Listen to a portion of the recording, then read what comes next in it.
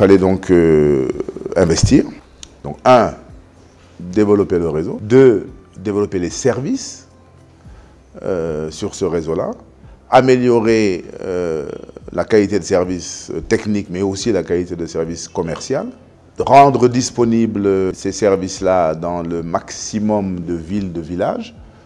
Et faire en sorte que le personnel soit aussi associé et trouve son compte.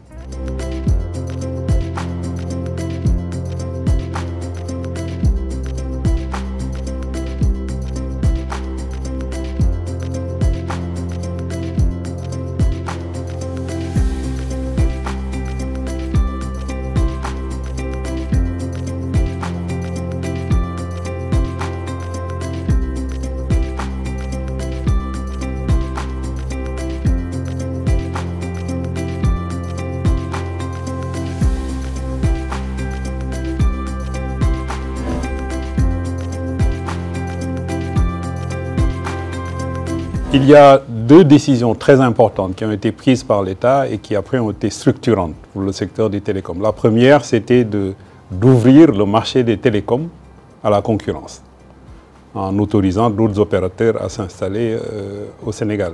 Et la deuxième décision, c'était de privatiser la Sonatel, entreprise publique à l'époque. Qu'on privatise, nous, on n'a pas une attitude de bunker face à la privatisation. Non, il ne faut pas privatiser, ce n'est pas bon, etc., c'est du capitalisme, etc., etc. Nous, on a dit, on n'est pas contre. Mais dans ça, qu'est-ce que nous gagnons en tant que salariés? Qu'est-ce que le pays y gagne? Qu'est-ce que l'entreprise y gagne? Si nous devons être là-dedans, quelle est la part qu'on nous réserve en termes de pourcentage de capitaux? Mais ça, quand même, nous avons pu gérer ça, donc à la Sonatel, malgré l'entrée en capital. Donc, Sonatel a effectué son appel public à l'épargne en 1997 avec une introduction en bourse qui a été effectuée le 2 octobre 1998, 25 ans maintenant, donc avec beaucoup d'engouement. Donc, à la clôture de l'opération, nous avions pu enregistrer près de 10 000 investisseurs qui se sont intéressés à l'action Sonatel.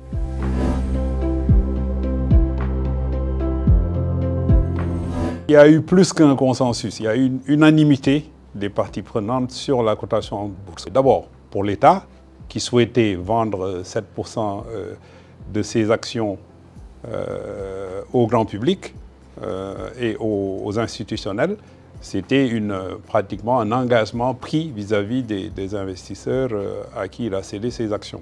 Pour le partenaire stratégique, c'était un engagement qu'il a pris parce que lors de l'appel d'offres pour le choix d'un partenaire stratégique, évidemment, le cahier des charges avait prévu que la société serait cotée en bourse une fois l'offre publique de vente effectuée fin 1997. Pour les partenaires sociaux au sein de l'entreprise, évidemment, ils avaient acquis 10% des actions. Dernière partie prenante, importante, c'est le management de Sonatel. Et c'est l'occasion aussi de rendre hommage à Tidiane Baye parce que c'est lui qui avait quand même la vision basée sur des convictions assez simples. La première, c'est qu'il n'y a pas de fatalité de l'échec pour des entreprises africaines dirigées par des Africains. Deuxièmement, le respect du bien commun est clé dans la gestion des entreprises. Troisièmement, l'éthique en business est aussi possible. Donc, avec cette vision-là, il y a des stratégies qui ont été déroulées, qui a permis au moment de la privatisation d'en faire un succès total. C'était notre ambition, à vrai dire, d'être la première entreprise de télécom de la sous-région.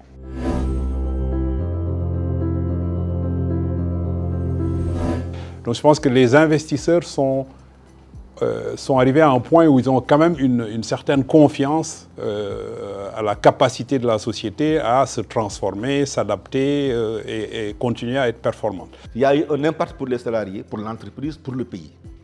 Si je reprends l'histoire, donc j'ai commencé par l'emploi, je crois qu'on n'a pas vu, quand même à la Sonatel, des licenciements massifs.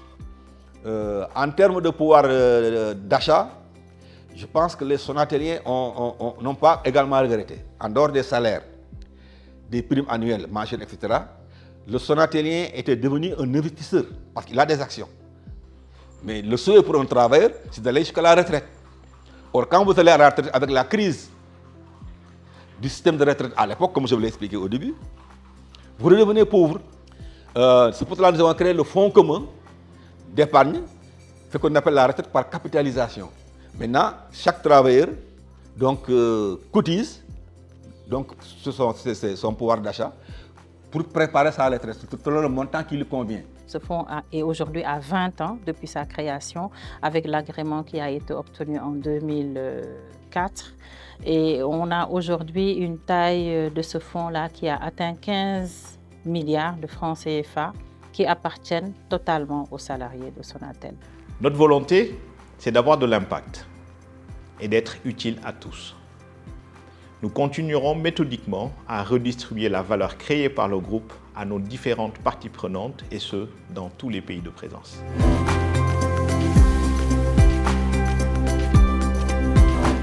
Je pense que les performances de la Sonatel peuvent être mises à l'actif d'une combinaison de facteurs.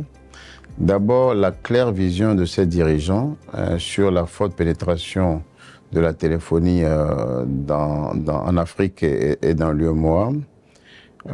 Naturellement, la mise en œuvre de stratégies de développement et de croissance interne et externe efficaces, la bonne tenue macroéconomique du Sénégal et des pays d'implantation de la Sonatel, mais également le choix de se conformer aux standards internationaux en matière de gouvernance et de gestion. C'est en effet une fierté pour nous et pour toute la workforce du groupe Sonatel d'avoir tenu sur la durée le rang de première capitalisation boursière à la BRVM. Cette position, nous la devons à nos précieux investisseurs qui nous font confiance et nous les en remercions. Cette confiance est le fruit d'une politique de dividendes équilibrée. Depuis 25 ans, Sonatel a toujours offert un niveau de dividende attrayant à ses investisseurs. Chose majeure aussi, la Sonatel a eu son introduction en bourse au cours de 22 000, ce qui est l'équivalent de 2200 après le fractionnement aujourd'hui. Et à date, on a un cours qui est à 17 100 francs. Donc cela veut dire que ceux qui avaient acheté au moment de l'introduction en bourse aujourd'hui ont leur investissement qui a été multiplié 8 fois.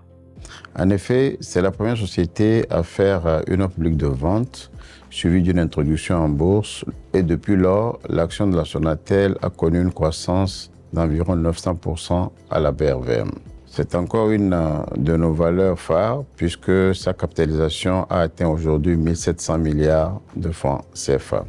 Et la chose essentielle sur l'action Sonatel, c'est que les investisseurs la considèrent comme une valeur de référence, une valeur refuge, une valeur qui a une politique de dividende claire, logique et une politique de dividende qui rassure les investisseurs. Donc c'est tout ça qui fait de la valeur Sonatel une valeur tout simplement de fonds de portefeuille.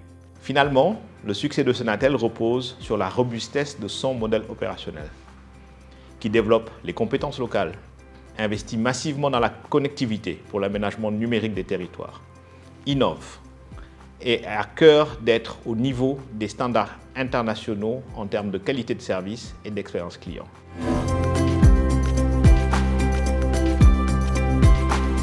Quand vous investissez dans l'action Sonatel, vous investissez sur 5 pays en même temps. Vous avez le Sénégal, le Mali, Guinée-Conakry, Guinée-Bissau et Sierra Leone. Et quand on regarde dans ces différents pays-là, ils n'ont pas atteint un niveau d'avancement de la télécommunication comme ça l'est par exemple au Sénégal. Donc il y a encore beaucoup de profondeur de marché à aller chercher, ce qui donne quand même à la Sonatel un levier. Il y a un potentiel encore important de croissance rentable dans le secteur des télécoms. D'abord parce que les besoins des clients en trafic data augmentent très fort chaque année. Il y a des besoins basiques des clients qui ne sont pas forcément dans notre cœur de métier, mais qui sont des relais de croissance pour nous. C'est tout ce qui est services financiers mobiles, l'accès aux services d'électricité, qui est un vrai sujet dans tous les pays où nous sommes présents, l'accès à la santé, c'est un sujet. Et pour tous ces services-là, nous avons des atouts qui nous permettent de fournir aux clients des services de qualité pour améliorer leur vie au quotidien. Dans le futur, le groupe Sonatel, dans tous ses pays de présence, maintiendra cette tradition de performance grâce à la compétence et au dévouement de sa workforce cosmopolite et localement ancrée.